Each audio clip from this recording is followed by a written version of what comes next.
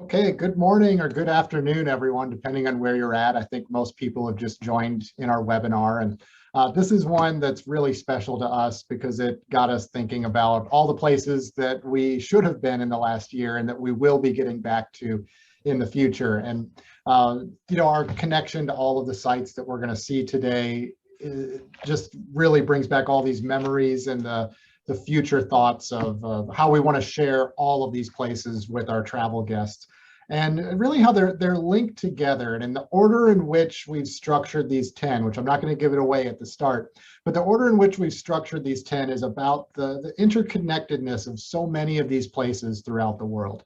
We're only doing 10 sites today, one per 10 of our most favorite tours, but they're not necessarily the most important or our favorite sites, just ones that we think have a lot of lessons to offer to all of our tour guests as we go. And we're really excited that you all decided to join us to do these, to hear about these, and for everyone to look forward to traveling with us back to these sites. So, on my cover slide here, I always hate when I watch a YouTube video and they show me what's going to be on the YouTube video right at the start. So at the top right, we have the site of the Where at the Leven massacre in Belgium, massacre of 11 African-American soldiers who had taken refuge in a farmhouse in the German-speaking part of Belgium in the early days of the Battle of the Bulge. It's not one of the sites we're going to spotlight today, but one of our last tour to operate, December 2019, the 75th anniversary of the Battle of the Bulge, we're able to lay a wreath with two of our World War II veterans at this site. And on the bottom of the screen, you'll see Omaha Beach, the site that doesn't need much introduction and one that we spend more time at than any other site when we're in Normandy. But to get us started, I'm going to take us to a place where the war started for a large number of Americans, a place that had been a U.S. possession since 1898. So I'm going to take us to Corregidor in the Philippines and to the mile-long barracks. It's actually a misnomer. It's not a mile long. It's about 1/3 of a mile in total. But it was the centerpiece of the experience for so many Americans who served on Corregidor. If they came in for a short period of time, if they were stationed there. The Philippines and Manila being a pearl of the Orient, it was such an exotic place for American service personnel before World War II, a place that so many tried to get back to if they were stationed there for any period of time. And Corregidor, if you're not familiar with it in history, you could think of it like a Gibraltar. Gibraltar guarding the entrance to the Mediterranean, Corregidor guarding the entrance to Manila Bay. And here you see a structured baseball game taking place right in front of the mile-long barracks here. And here giving you a good indication of where Corregidor is. In 1898, the U.S. fleet sailing from China under Admiral George Dewey bypassed this island. And a bit of trivia, George Dewey was in the fleet that sailed past the forts of the Mississippi River, capturing the city of New Orleans in 1862 for the Union forces. So, 39 years separates 36 years separates what George Dewey had done in the Civil War versus capturing Manila in the Spanish-American War of 1898.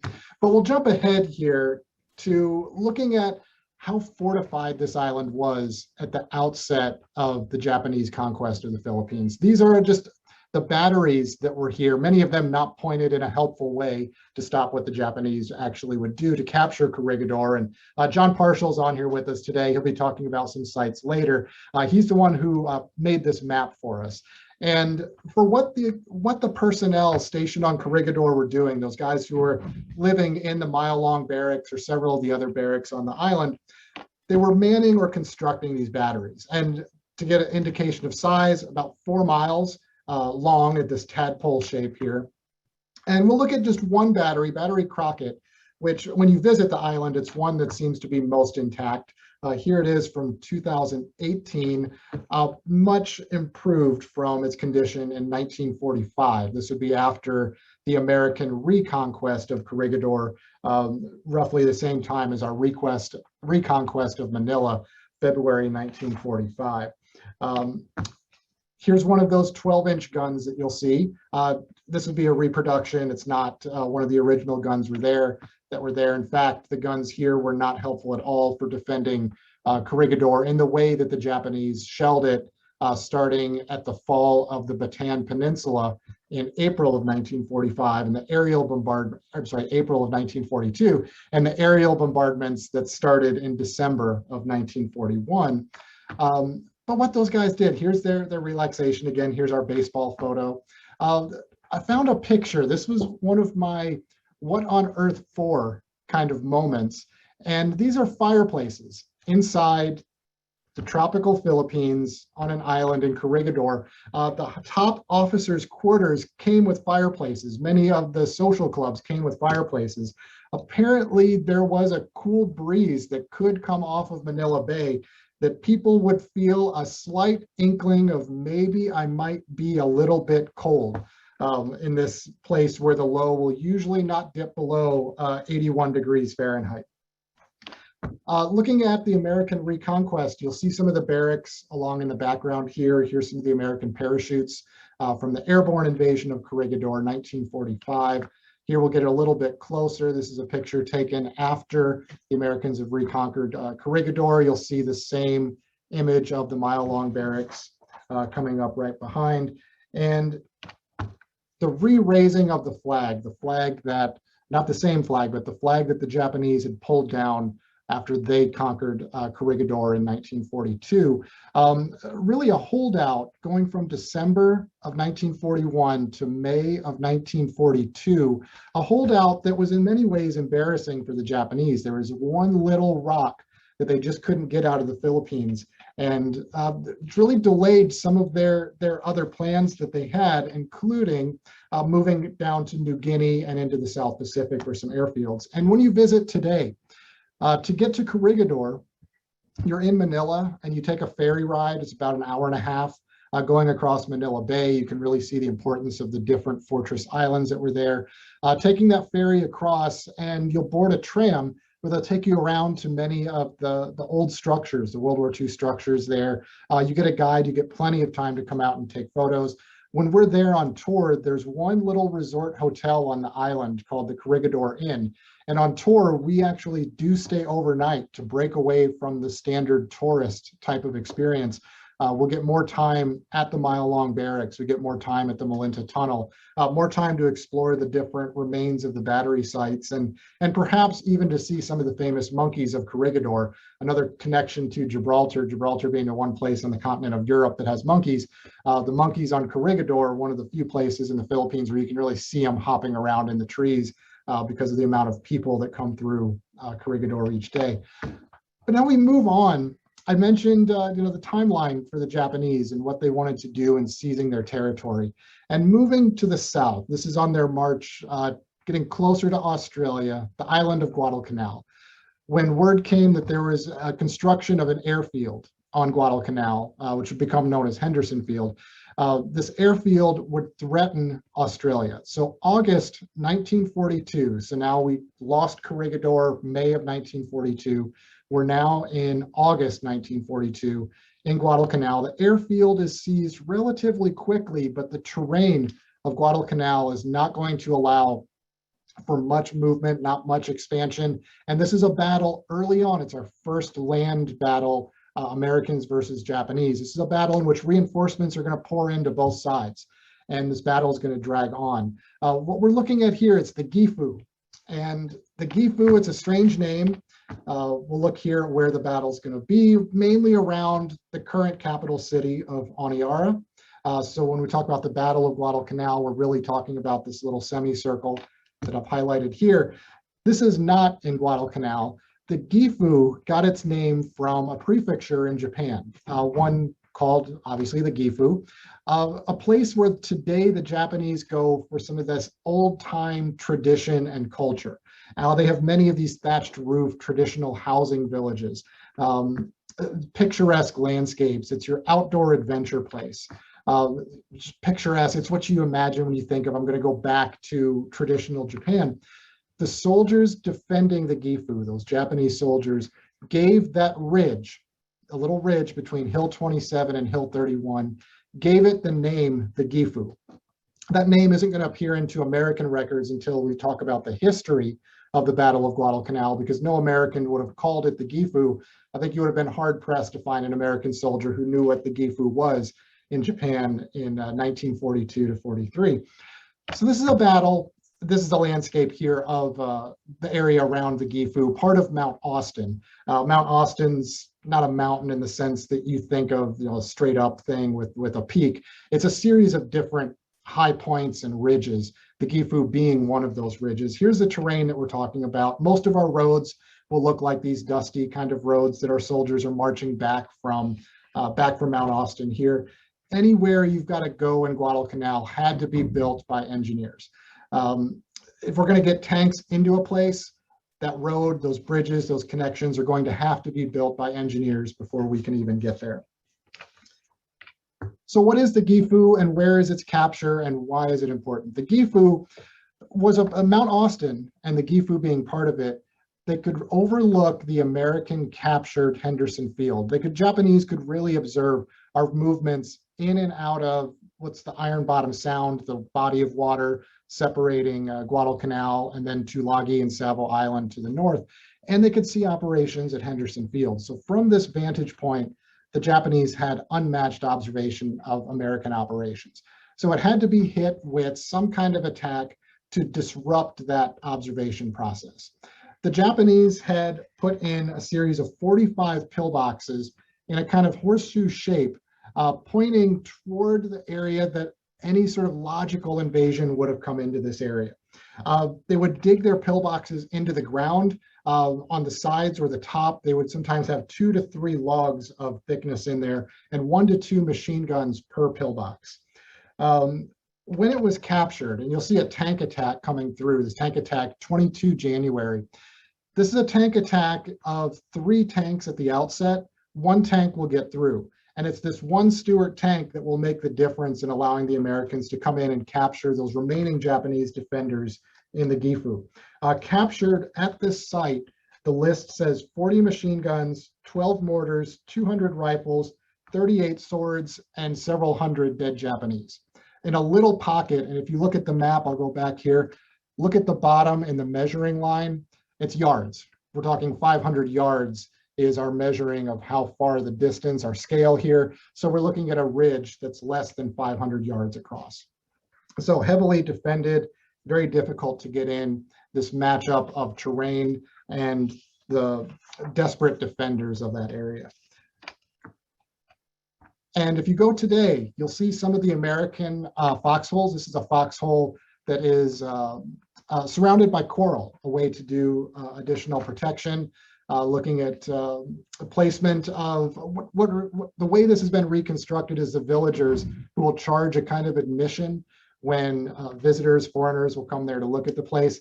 They have kind of rehabbed this with the help, the assistance of some Australian tour guides who've looked for evidence of where these foxholes were, whether it's these rings of coral or from the after action reports or oral histories from defenders and the American personnel that were there. And for that last view, if you're standing near the Gifu on Mount Austin, this is your view currently as you look out toward the capital of Honiara and then out into the Iron Bottom Sound. So a very, very picturesque place. This capture of Guadalcanal stops the Japanese advance south, gives the Americans an airfield with which to support future operations toward New Guinea, which is something I'm now going to bring on Tom Chikansky, our senior curator and restoration manager. And he's going to talk to us about a really unique artifact from our collection, something that's a showcase of our Operation Homefront tour, our current domestic offering for people to come to New Orleans, to the museum, and have really a VIP experience. So Tom, I'll turn it over to you now to talk about this fishing spear. Thank you. You know, we have a very interesting piece in the collection. When it first arrived, we were amazed at it, and it still is an amazing piece today. And it came to us from Jefferson DeBlanc. Jefferson DeBlanc was a Marine Corps pilot, and he learned to fly Wildcats. And in January of '43, he was assigned to be part of an escort of some SBDs. We're going on a bombing mission. When the planes took off, they had auxiliary fuel tanks. They found that their tanks weren't drawing right. They were leaking. Several of the escorts turned back because they knew they didn't have enough fuel to make the round trip. DeBlanc knew he didn't have enough fuel to make the round trip, but he also didn't want to leave the bombers unescorted. So he continued on. They were able to drop their bombs.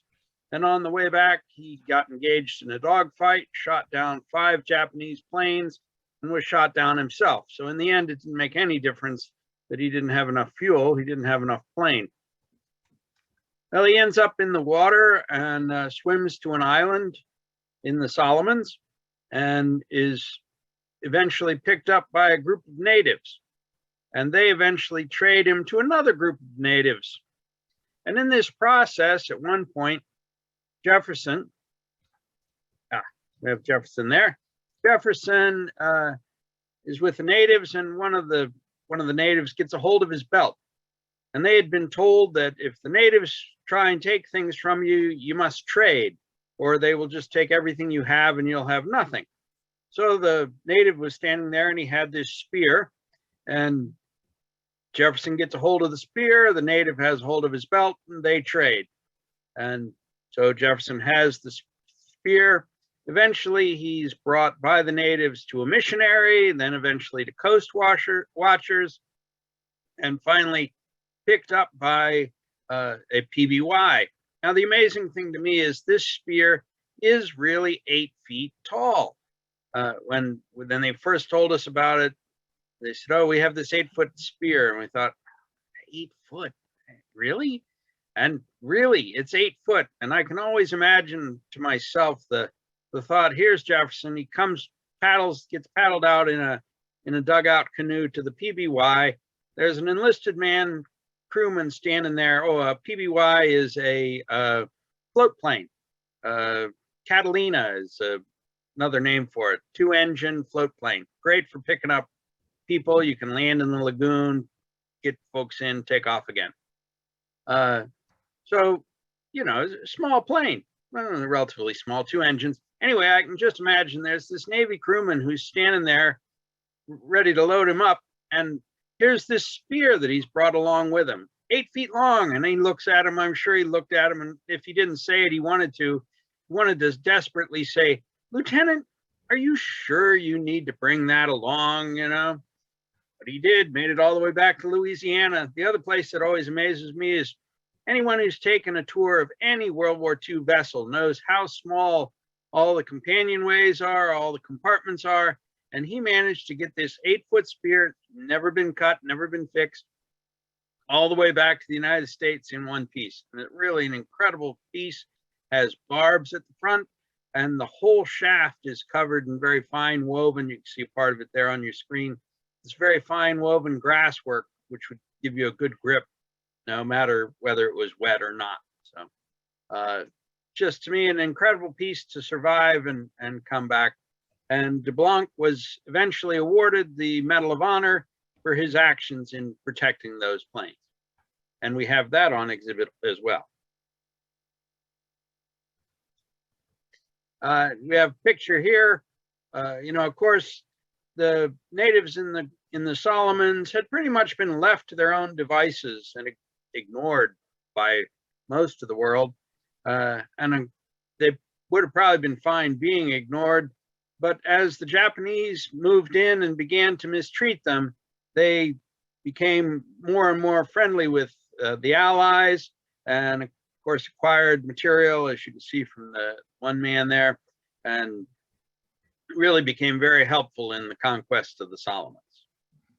And it's due to that colonial aspect of being under the dominion of the British that you'll see the uniformed man here. Often they could be employed as constables or other sort of police or security or liaison forces with that. So the contact wasn't rare, but getting an 8-foot spear back, I can only imagine, Tom.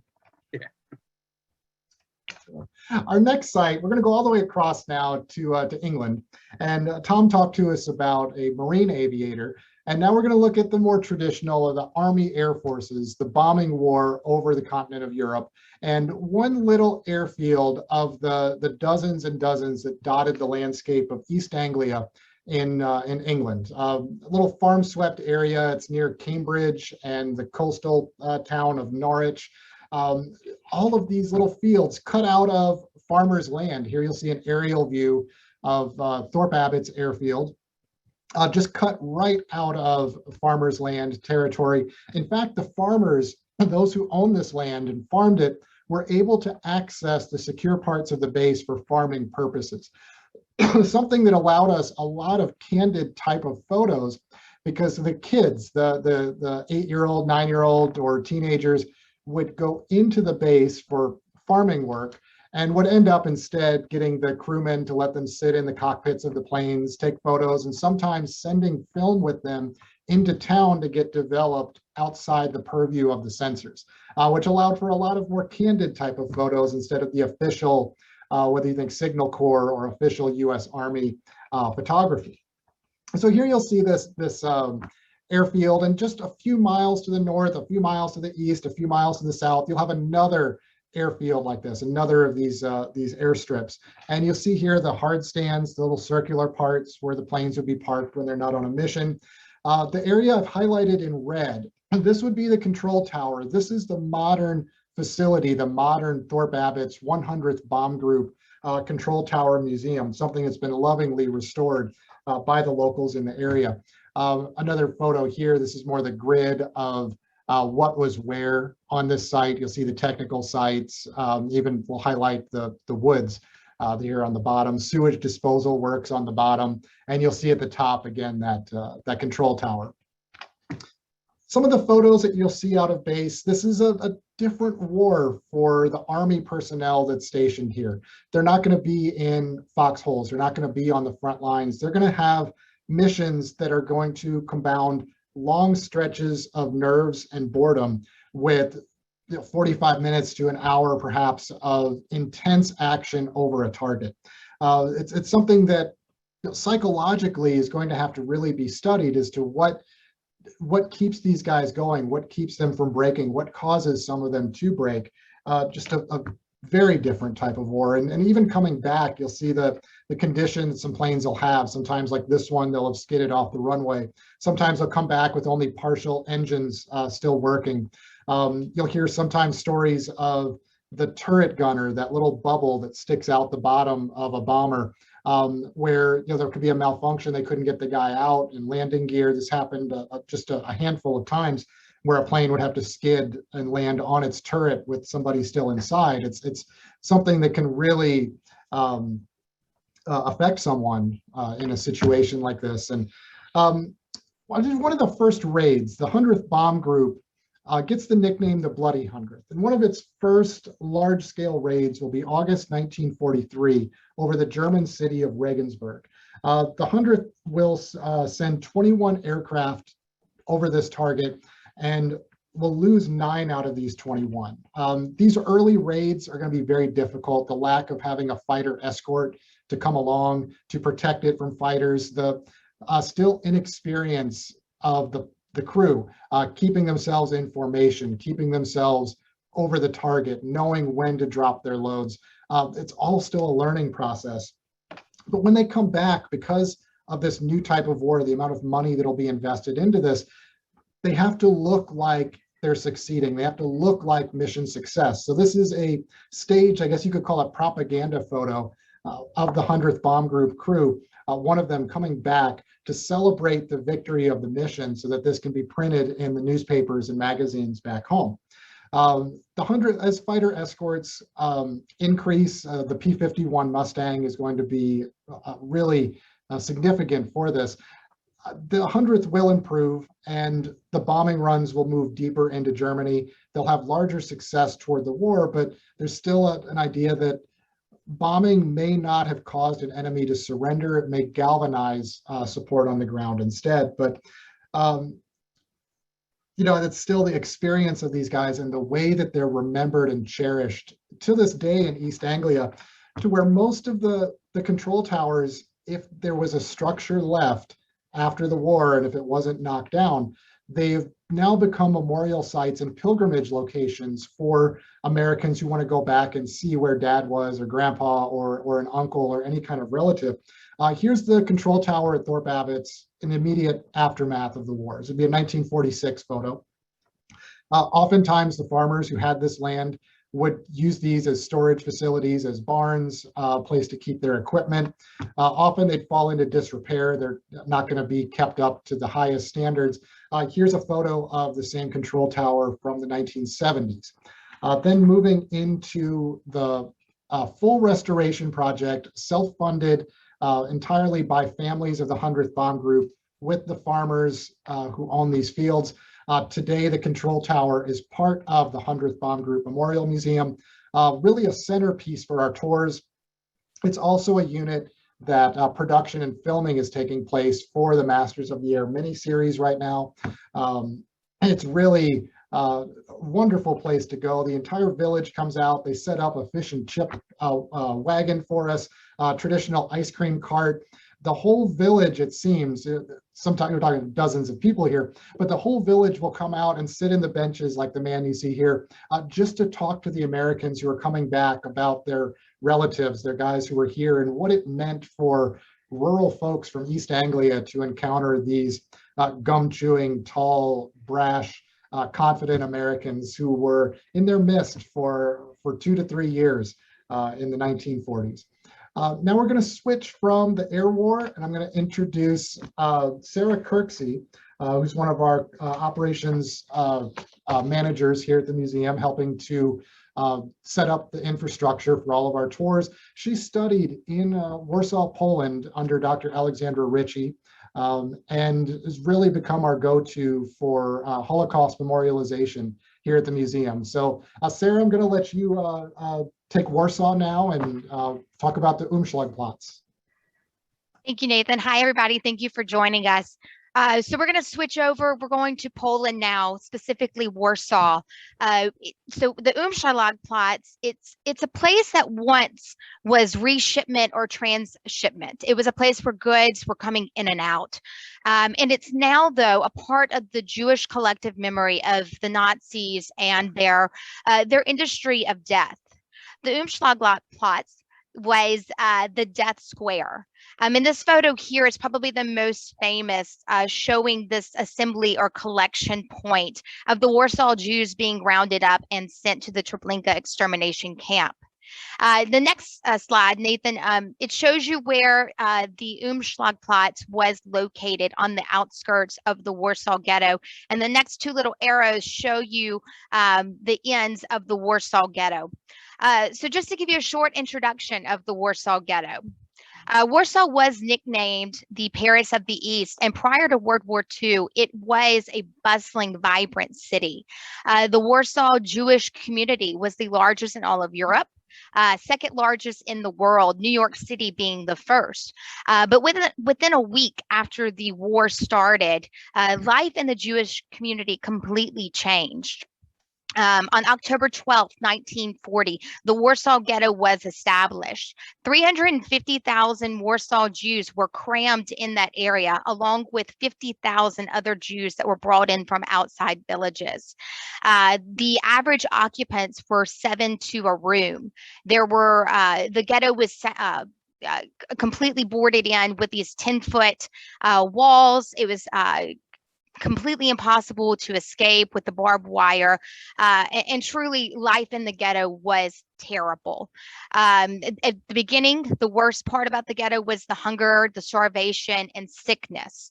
Now, following the Wannsee Conference in January of 1942, the final solution to the Jewish question had been established, and all Jews were going to be sent to the east to forced labor camps, concentration camps, extermination camps, and specifically, the Warsaw Jews were going to be sent to Treblinka extermination camp. So located about 50 miles northeast of Warsaw is Treblinka extermination camp.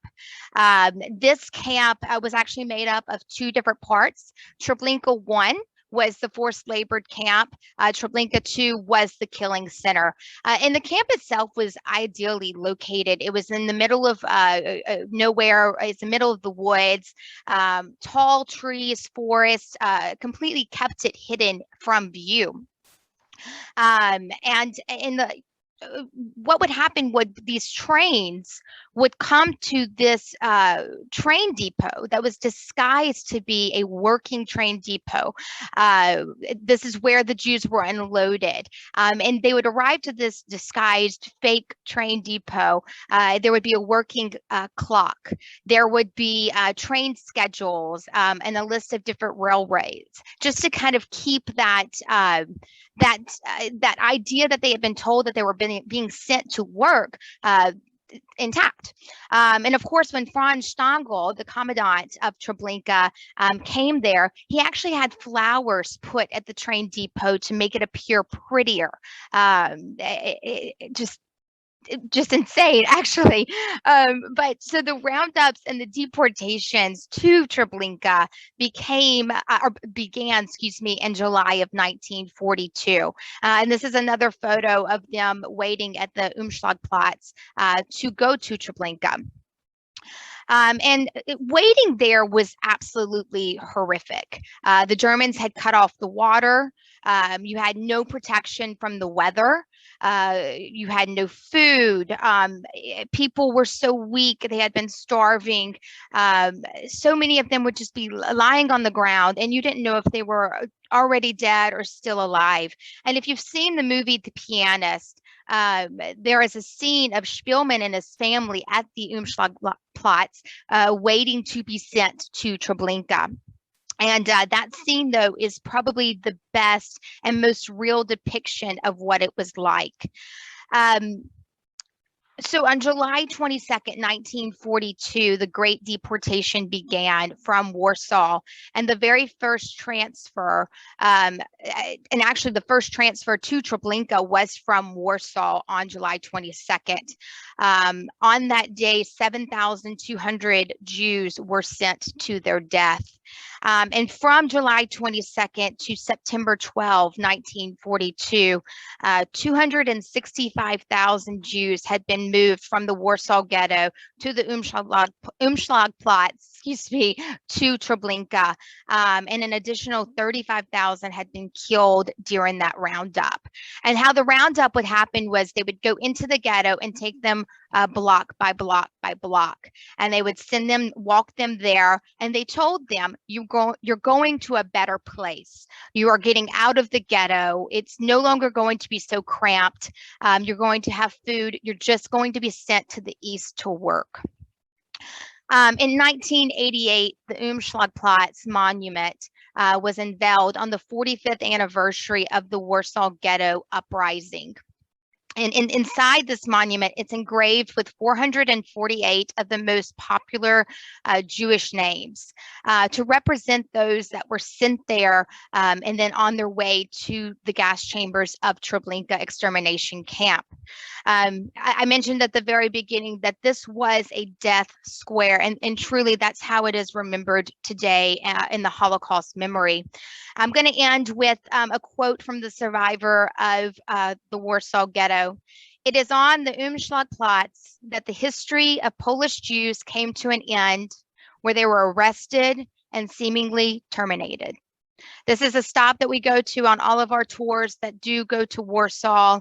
It's not a pleasant visit, but it is very important to remember all of those, the 300,000 that were killed in that very spot. So that really brings into focus the why we fight element of World War II, and we'll shift back to now the battle, getting the American forces ashore, which will take place in Normandy. And I'll bring on now our Normandy-based tour guide, Pierre-Samuel Nathanson, who does more of our tours than anyone else over in Normandy. And he'll talk about one small aspect that is of critical importance in the Battle of Normandy.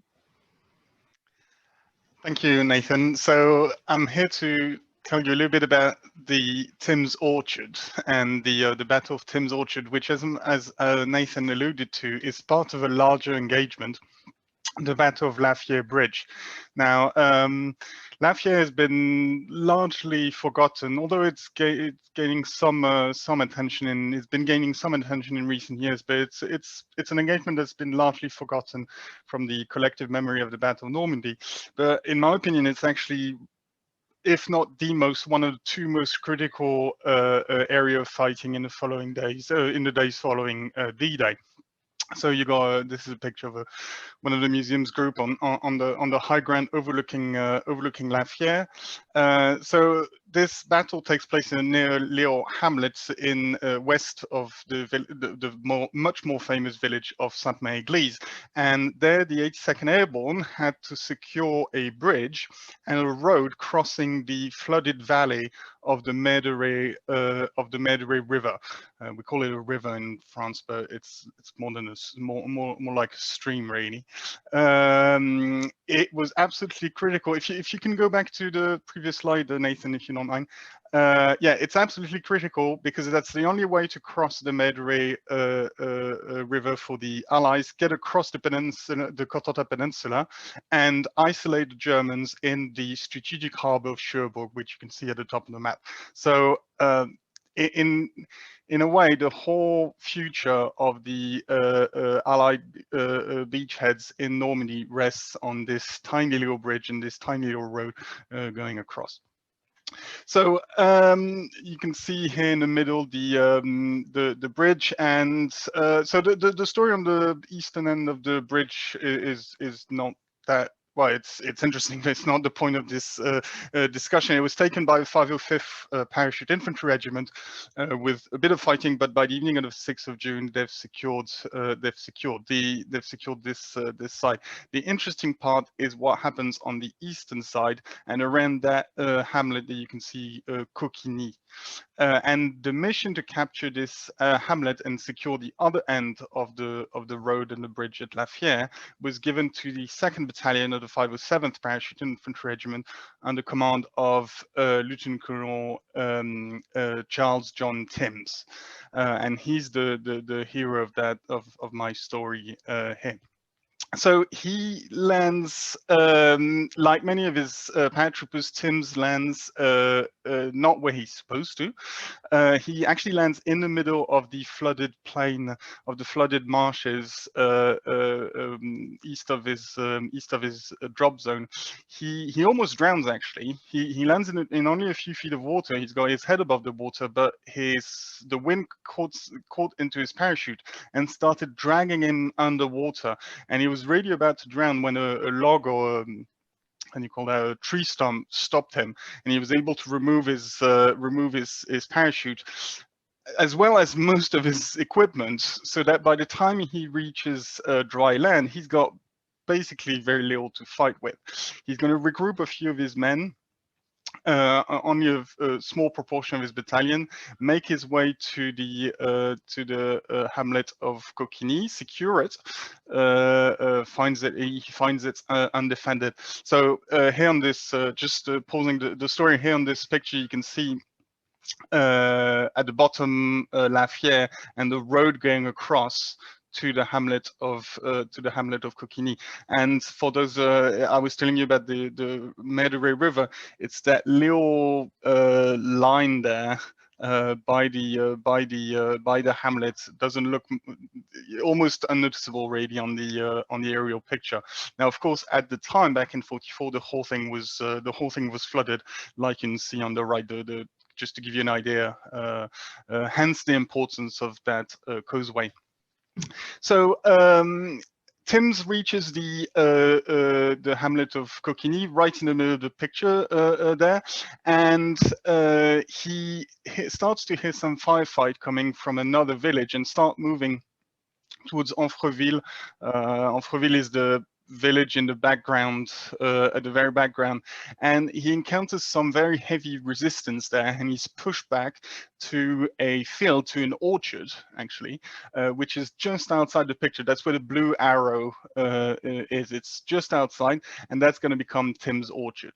And so for 2.5 days, actually, from the evening of the 6th to the evening of the 8th of June, he's going to hold that orchard. The place is it's a square of about 100 yards each side, with just only a little more than 100 men against several German counterattacks, lacking a lot of equipment and well, any sort of heavy weapons really.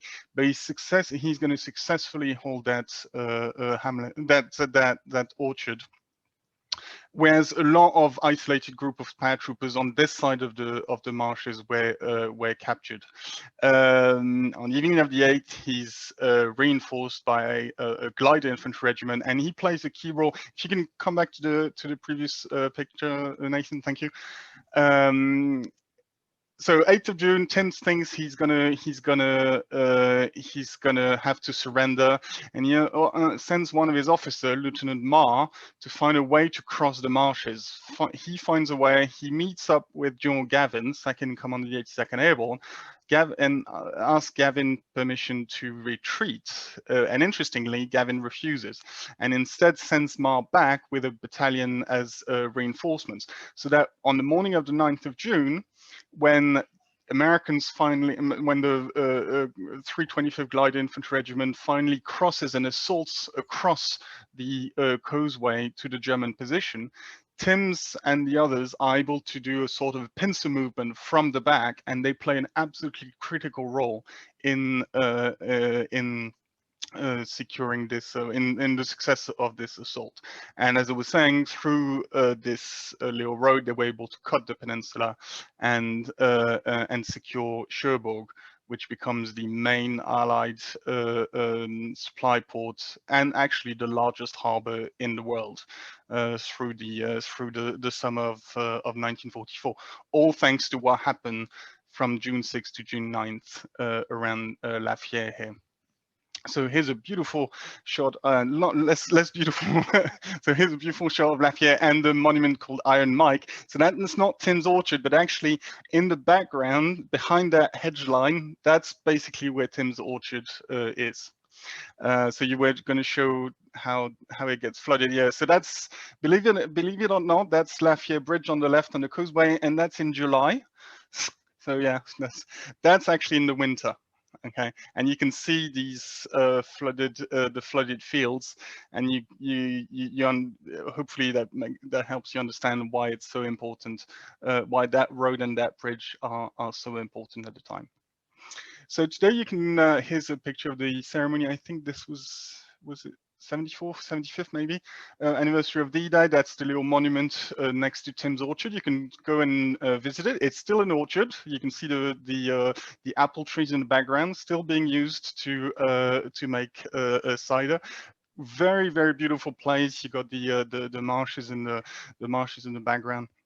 Really very quaint, and I really like taking guests to that place because it's one of these myriads of smaller sites, smaller actions that really give you but that play a critical role in the larger picture, in the larger battle, and that give you a greater appreciation in a way for the bravery and the effectiveness of Allied soldier.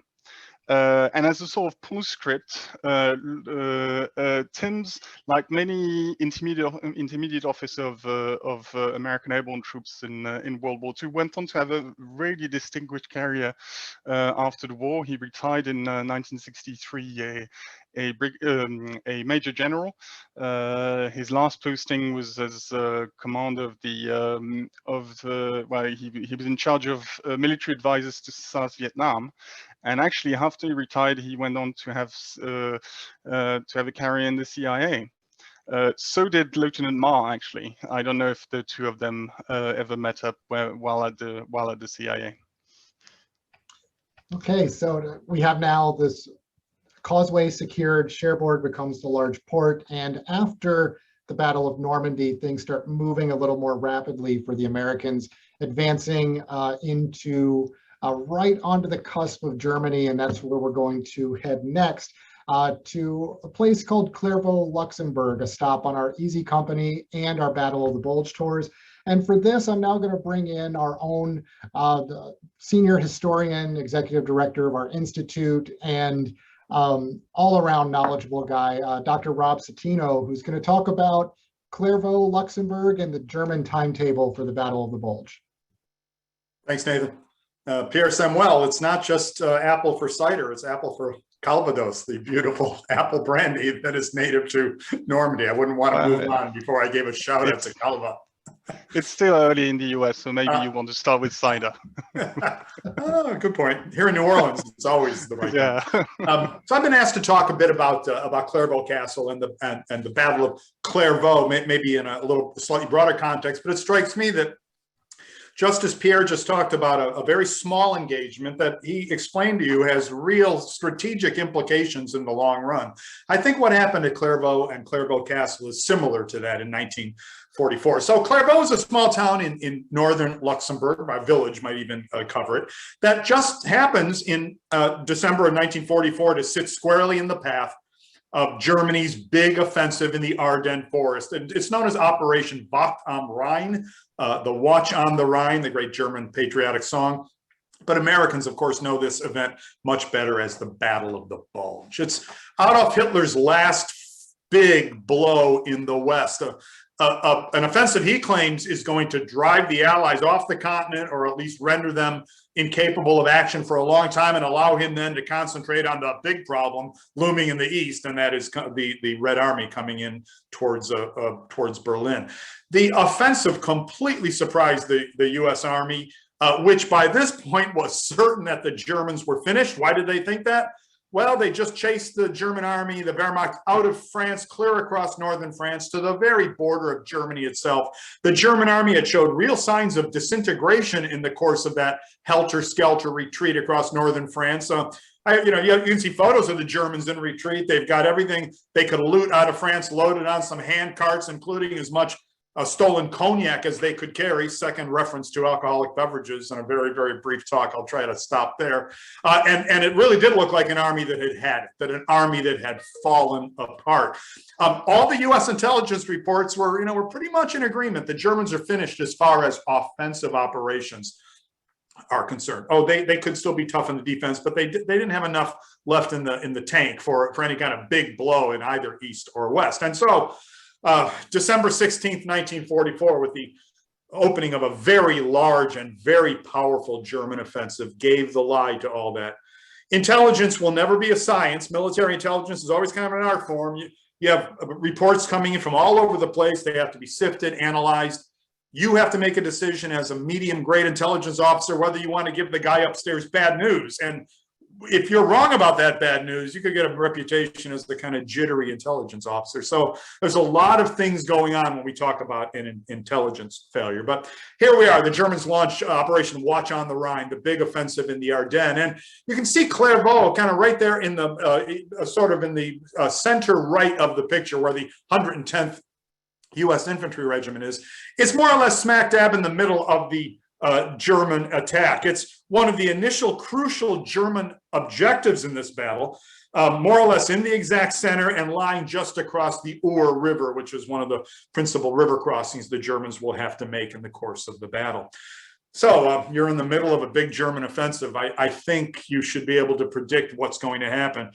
The Germans hit Clairvaux hard with main forces of the 5th Panzer Army. You can see the commander there, Hasso von Manteuffel, one of the great German Panzer commanders, probably had 2 or 3 divisions worth. So, depending on how you add that up, it's 40 to 50,000 men, but really it's a couple of Panzer divisions as well. So it's several hundred tanks sort of rolling towards and through Clairvaux. The Germans want to get through Clairvaux quickly. Clairvaux is not the end all and be all of this offensive. They want to seize the few good roads in the area and get their panzers, their tanks, moving as rapidly as possible to the west. Here you can see what Clairvaux is surrounded by. It's got roads leading out, the east-west roads and a good north-south road, and that's about it. And I think you can see that trying to drive a tank through the Ardennes forest what you're really trying to do is get yourself on a road. Nice, good, hard road, get some momentum and get yourself moving forward. Tanks can't climb trees. They can go through almost anything, but by and large, old second growth or old growth forest is not it. Now, the U.S. defenders in Clerval, it looks like a forbidding defensive position. I say, well, I'd like to defend that. There's the castle in the middle of it. They could not have been in a worse position, in my opinion. They had one regiment, the 110th. It's a component of the 28th Infantry Division, for those of you who like to keep score of that. Elements of a field artillery regiment are also present. They're outnumbered, I don't know, 5-1 at least, the U.S. troops are. They're completely surprised by the German offensive. No shame there. So was the entire U.S. Army. And they were not at all prepared, really, not at all arrayed for any kind of defensive battle. You know, nevertheless, they fought bravely for 2 days, the first at the outskirts of the town, then through the town briefly, and finally retreating to Clerval Castle, where we made, you know, what you might say was a classic last stand. And it's customary to refer to Clerval Castle as the Alamo of the Ardennes. Americans know what that means, or sometimes the Alamo of Luxembourg. Not sure if the good Luxembourgeois know what Alamo means, but it's that classic last stand. That's what it stands for to every American. In the end, what was left of a fairly small American force surrendered to the Germans on December 18th. So the third day of the battle begins on the 16th. And largely to spare the local civilians the horrors of a long drawn-out fight. If you want to defend a small urban area or a small village like this, one thing you can be sure of in World War II is that you are signing the death warrant of the village itself, the town itself, as well as virtually every civilian in it. It's going to be a very, very difficult situation. So, I mean, on its surface, I'm kind of flashing back to what Pierre just said about Tim's Orchard. On the surface, this is a pretty small action. We would call it regimental scale. The Americans had a few thousand men there. And it's hard to refer to it in any way as a victory. The U.S. casualty total at Clerval was more or less 100%. That is, killed, wounded, or the considerable number of men who went into German captivity. But there's always a but when you're a historian. The 2 or 3 day holdup, depending on how you want to parse Clerval, had already begun to dislocate the entire German offensive. It's the central sector of the offensive. And if it's held up even a day or 2 days, you're going to have ripple effects. You know, they say that if you're an airplane pilot, commercial airline, and you're 1 minute late pulling out of your gate, that's at least 10 minutes late taking off.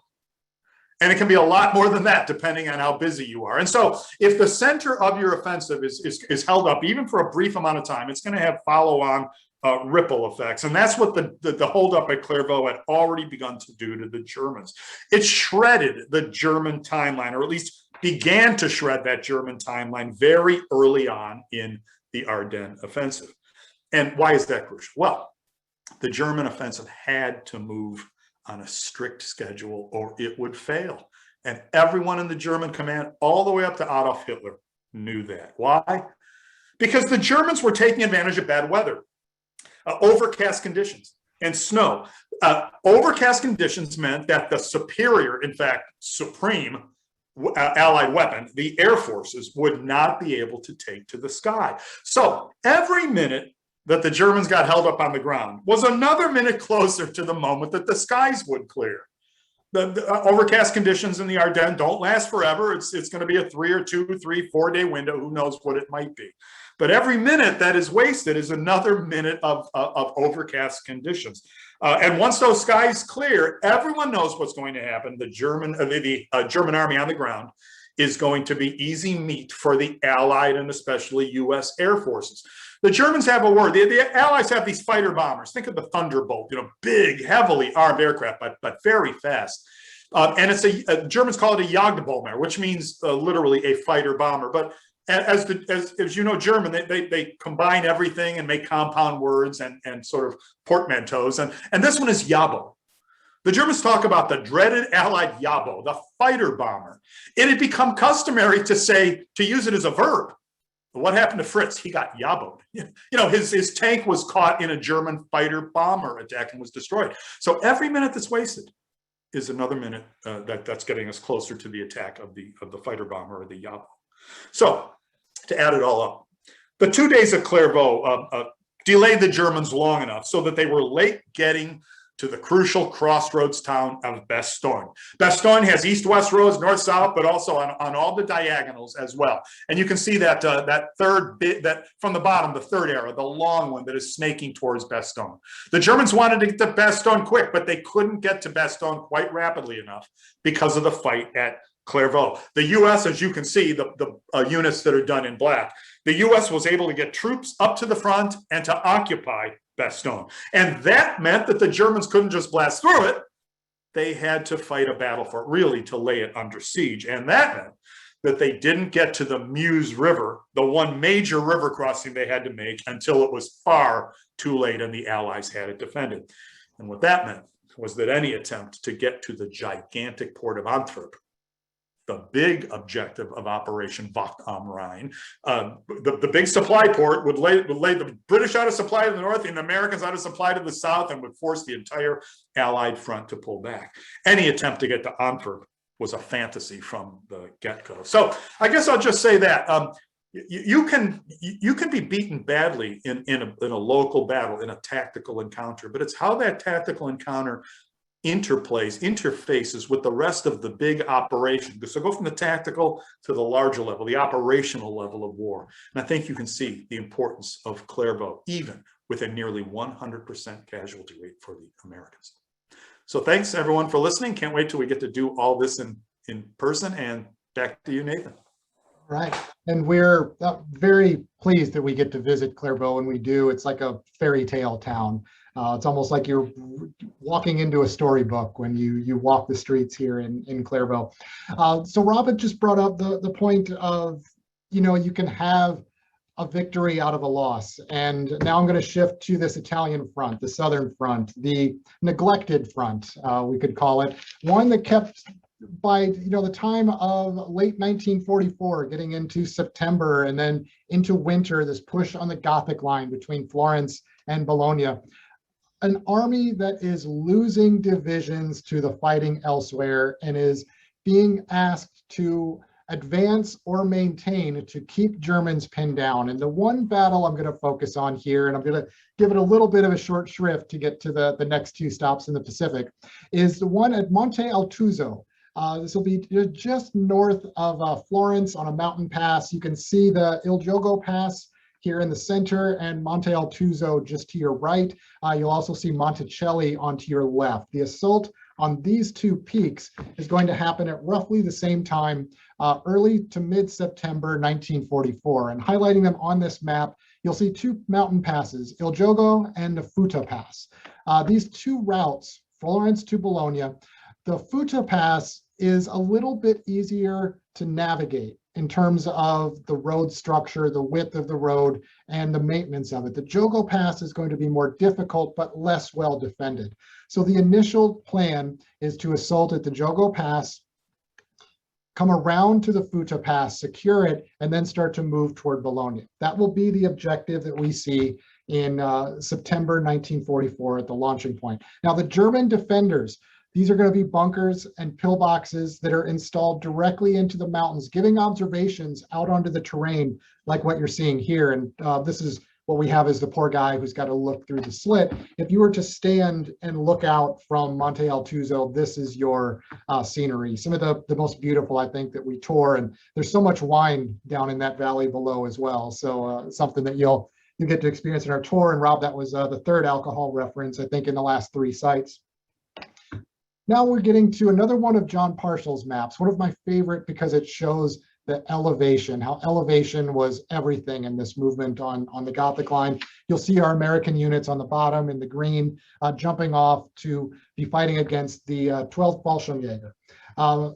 Coming just up to Mount Altuzzo, this is going to take place around September 13, 1944. And when I talk about winding roads and tough terrain, you'll see here the road outlined in the white. And if you look at it on Google Earth with the different, with really looking at the more of a satellite imagery, you can see that, yeah, this is not an easy road to navigate. And you're trying to get your tanks, your armor on the roads, just like the Germans were trying to do in the Ardennes. But when you're assaulting a peak, when you're assaulting a position, this is the type of terrain you're looking at. Again, dirt paths, walking almost single file. These will be engagements that are platoon versus platoon. Sometimes in this, you have engagements that are as small as forces of 6 to 9 soldiers at any one time. The Mount Altuzo does fall. It's a battle that takes about a week. It's mired in confusion. You have company commanders that don't know what peak they're on. Hopefully they're on the right mountain. They don't know which one they're looking at. The Germans are able to cause this extra confusion in there. It will be seized and the advance will continue. The Futa Pass will also be secured. But by October, the advance is told to basically halt. It's now just going to be a stationary type of keep the Germans occupied. And the engagements will continue that way until April of 1945. And finally, the Germans will stand down. If you visit today, this is a spectacular site. It's now the historical park of the Jogo Pass. Log bunkers built in. These have all been restored by local Italians who are living in the area. You get a chance to look in here and see some of the German defensive positions, the interconnected tunnels, and the bunkers. But now I want to move on to what we're talking about with the end of the war. These next two sites kind of go together, and one of our favorite places to visit, Northfield on Tinney. And you'll see here the 4 8,500-foot runways. Tinney being a place that in a lot of ways was a miracle. 6,000 miles from San Francisco, a small, sparsely inhabited island. Almost the only thing you'll find here is coral and some sand. But they've basically constructed the equivalent of a 10-lane highway here. And I want to bring John Parshall in, who's one of our Pacific War experts, accompanies our visits to Iwo Jima every year, and is our go-to guy for anything about the Japanese Navy during World War II. So John, anything you want to say here about Tinian? Yeah, I wanted to echo some of the same things that you just mentioned, that Tinian, first of all, is one of the most incredibly beautiful places I think I've been to. The waters off the Marianas are some of the most astonishing, deep cobalt blue that you've ever seen. It's an amazing place, really sort of the vision of a tropical paradise, white sand beaches, palm trees, the whole thing.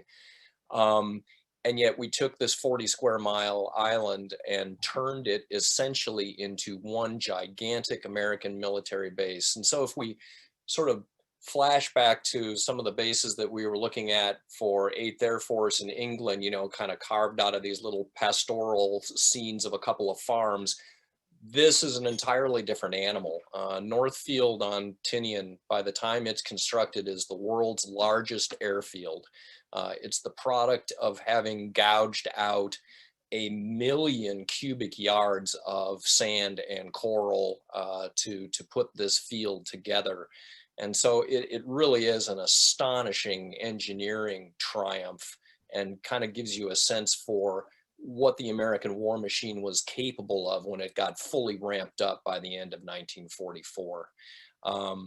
Here's a shot of a B-29 again over Northfield. This is the same airfield that will be used by the 509th Composite Group for the loading of the atomic bombs and the eventual atomic attacks against Japan. So here's Enola Gay, and we'll actually get to see those bomb pits during the tour itself. Here's one of the bomb pits here. Actually, go back. Yeah, I was going to say, this is what Northfield looks like today as you're taking the 4-mile hop over from Saipan across the channel.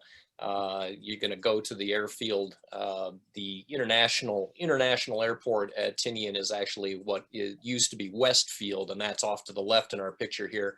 But this is what is left of Northfield today. It may not look like much, but you have to marvel at the fact that runway Able, which is the most intact of those, it's the rightmost of those runways that you see there, is still drivable by automobiles 75 years after the fact. Coral makes a really tough runway. So it's quite an incredible site.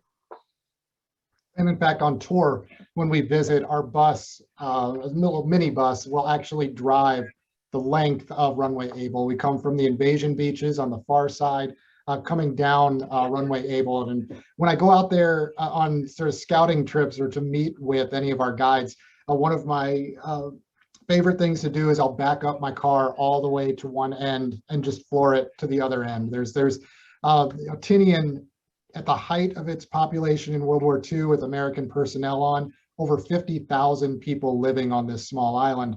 If you go today, it's roughly it's a village of under 2,000 people that call Tinney home today. So massive buildup, and then largely abandoned, and the Chamorro and Carolinian peoples moved back in.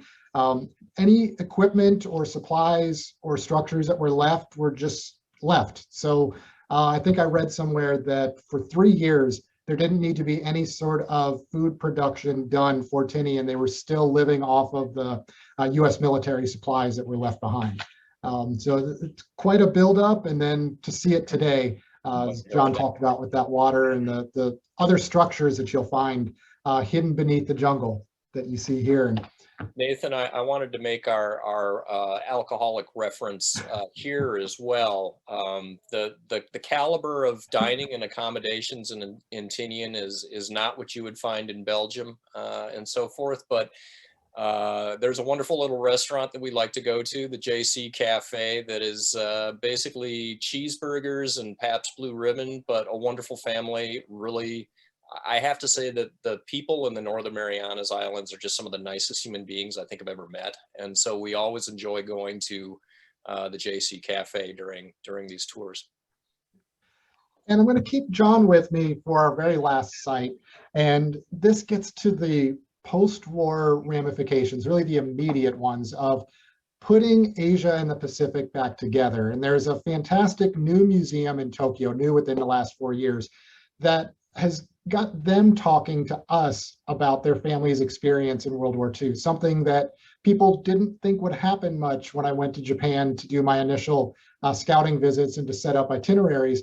But at this museum, I found my guides and my other contacts in Japan would open up to me about their family story. And it has to do with putting all the pieces back together of Japan at the end. And where I'm going to start with the Japanese story is 1931, when the Japanese seize Manchuria. They turn it into something, we could call it the arsenal of Japanese imperialism. From 1931 to 1945, the Japanese put more capital into Manchuria than the British put into India in 200 years. It becomes the manufacturing center for the Japanese forces that will be fighting in China. This, you're seeing one Japanese factory in Manchuria, aerial reconnaissance photo from the Americans in preparation for a bombing run. What that means is that this is August 1945, the situation of where Japanese are, both soldiers and civilians. And so spread out all along the Pacific and throughout Asia, you see the huge numbers, especially in the north, 1.1 million Japanese in Manchuria, another almost million split between the two Koreas. You'll see them getting down into northern China as well, and the Soviet prisoners of war, Japanese that have been captured by the Soviets up in Siberia. And getting them all home and putting this all back together. So China, very, very happy to see us at the end of hostilities with Japan. Victory parades, victory celebrations. Here you see the V for victory in a Chinese city. US Marines entering into China at ports. This is a mission to help them get the Japanese out. It's a burgeoning humanitarian crisis with political, social, political, medical, all sorts of consequences that will come out from this. We've talked to a few Navy corpsmen, medics that went in with the Marines that said what they saw on the streets of China was nothing compared to anything they had witnessed elsewhere in the Pacific War. So here we find US Marines making friends with the Chinese children. This all looks sort of a very happy image of a liberation of China, but you have the Chinese communists, you have the Chinese nationalists, you have atrocities committed on all different sides within China, and the Japanese needing to go home. And here, it's propaganda-ish again, Japanese soldier on his way home, reunited with his family, happy to be there. MacArthur really takes the reins on this, getting the Japanese out of the Philippines, out of China, back to Japan out of the Ryukyu Islands, repatriating all kinds of people. As this lingers, I've mentioned the POWs held by the Soviet Union. As the repatriation effort lingers, the specter of indoctrination by Chinese communists and by the Soviet Union comes to bear, and some of these returning soldiers become, in Japan, communist agitators. And here you see a family pulling their recently returned soldier away from joining in on one of the communist rallies near a train station in Japan. And that is the story that this museum tells. It's a sort of office building museum. It's the 32nd floor of a tall building in Tokyo, but the artifacts they have, the stories that they tell, it's immensely fascinating. And I'll turn it over to John here. He was with me on our first visit when we went. Yeah, I was going to mention briefly that photo of the 1st Marine Division troops in Xi'an, next one forward. It turns out that one of my professors at Carleton, a religious professor, was a Marine in the 1st Marine Division and was on China duty at the exact time that this photograph was taken. And again, the things that he saw there in terms of the humanitarian crisis completely changed his trajectory as a human being. He went on then to become an expert in comparative religion, Buddhism. He's also an ordained minister. So yeah, there was a really interesting human subtext going on all through Asia at this point in time. There were huge numbers of Japanese soldiers that did have to be brought home. And the only people that really had the sea lift to make that happen, of course, was the United States. And so we're sending both US naval vessels as well as any Japanese warship that was still in a floating condition that could be made somewhat mobile. We were pressing into service as well, such as the carrier Katsuragi. Anything we could do to get as many of these men home as quickly as possible.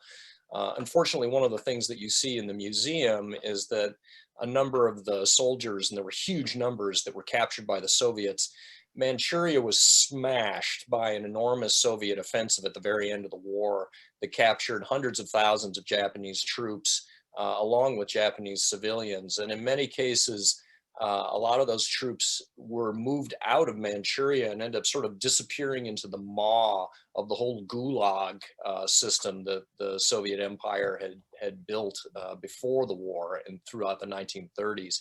And so in many cases, those guys didn't get back for years, in some cases even more than a decade, and were profoundly changed as a result of that experience. The first 2 winters in Soviet captivity were incredibly dangerous. There were very high mortality rates. So the museum as a whole is really interesting for sort of portraying that experience. You see, even on the bottom, they didn't allow photos inside, but one of their sections were the tragic results of the Soviet entry into the war against Japan. And that does detail a lot of this. Because this was a museum largely made for the Japanese population, they're still working on English translations. We had a curator, the head curator of the place, taking us around, and our guide had to do the interpretation for us. But it was really something I don't think we all expected, to find how much care and attention was put into the story. And the experience of our guide opening up that her own family were settlers in Manchuria in the 1930s. That basically the way they would do this is villages in Japan would be segmented and they would be sent over as laborers or promised farmland to go over and settle this wilderness of Manchuria. So a really way to sort of tie together the end of World War II and a bit of a taste of how the world had to get put back together. When I was doing this, I thought it was interesting in terms of where we've spread out on our tours over the years, and just what we've covered today. You can see the amount of terrain and distance and sites that we visit on our tours. And for a recap for everyone, here's the sites that we talked about today. If you want to find out more about going to these places with us, our website's at the bottom, www.museumtours.org. And we really hope that we get to see you guys on a tour in the future. And we went about 15 minutes over, but I hope you all enjoyed it. And thanks for staying on with us. Take care, everyone.